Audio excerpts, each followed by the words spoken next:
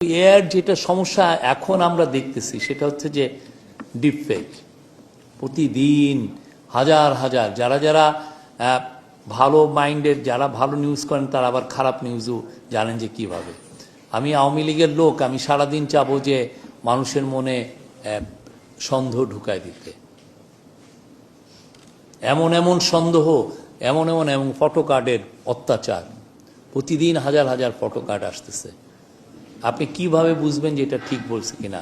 বা আপনি ফটো কার্ডের সবচেয়ে বড় যেটা অত্যাচার, যেটা আমাদের লিডিং পত্রিকাগুলো এইটার থেকে বেরোতে পারতেছে না। আমি কয়েকটা পত্রিকার নাম বলবো না এখানে, বাট এটা এত ভয়াবহ রকমের ফটো কার্ডের অত্যাচার। সে ফার্স্টে আমি নিজে এটার ভিকটিম। 27 মিনিটের একটা স্পিচ দিয়েছি, আপনি পুরো 27 মিনিটে আপনি একটা সেন্টেন্সে আনছেন। সত্য? আমি যেটা বললাম এটা সত্য? বা আপনি প্রথমে একটা সেন্টেন্স নিল আর পিছনের থেকে আর একটা সেন্টেন্স নিয়ে দুইটাকে জোড়া লাগায় এমনভাবে দিল, আপনি শফিক সাহেব এই কথাটা বলেছেন, রিজভী সাহেব এই কথাটা বলেছেন, জামাতের আমির এই কথাটা আসলে বলেছেন। আপনি কি হলো সে আপনি বুঝতেছেনই না সে কিভাবে আপনার ফটো কার্ডের মাধ্যমে সে আপনার করতেছে। খুব দ্রুত এআই এর মাধ্যমে দ্রুত ফটো কার্ড করা যায়। এআই এর মাধ্যমে আপনি 2-3টা কোট এনে আপনি করতেছে, মানে আপনাকে খুব কুইক করতেছে। কিন্তু কুইক করতে যে আপনি নিজেই ডিপফেক স্প্রেড করতেছেন, জনমনে আপনি ঘৃণা তৈরি করায় ফেলতেছেন। এবং এইটা সবচেয়ে ভয়াবহভাবে ইউজ হচ্ছে মাইনরিটিদের এগেনস্টে, ভয়াবহভাবে। আমাদের সত্যিকার অর্থে যে কোনো দেশে মাইনরিটি প্রোটেকশনটা তো হচ্ছে সবার জন্য একটা আমানত। সেই জায়গায় ইউজ করা হচ্ছে, এমনভাবে আপনাকে ম্যানিপুলেট করা হচ্ছে আপনি চিন্তা করতে পারতেছেন না।